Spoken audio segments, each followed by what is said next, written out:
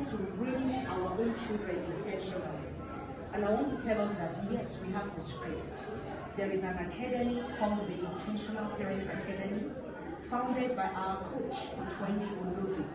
And we have been actively building parents in order to raise wholesome kids that will be transformers and also be transformers of their own world. And it has been yielding positive results. And parenting is an act, it's beyond provision. Parenting is a skill. The illustration I love giving always is the illustration of the 10 virgins. Being a virgin is already a good thing, but the Bible went on to tell us that 5 of them were wise and 5 were foolish. Now, those foolish virgins were raised by parents. Are you aware? Have you thought about it? Though they were good girls, but there was something missing, which is what? Stupidity, foolishness. So we must learn in order to inculcate the skills that they need in order not to find themselves in that kind of situation, which is being foolish. And that is why there are skills to be learned. How do you discipline your child? What's your connection with your child?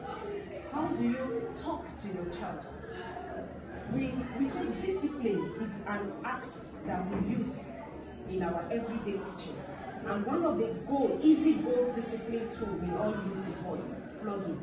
But on the tool of the discipline, flogging is the least form of it. The least. That's to say there are others. Are you not ready to learn what these others are? Every child has his own personality. So if this child has his personality, are you ready to learn the personality of this child for you to inculcate the right discipline for the child? You know, all these things are things that we learn in the academy. And before you can achieve this, you must connect with that child. You and I as adults, when you have somebody that is always shouting at you or getting mad at you, what do you do to that person? I'm sure as adults, we just stay away.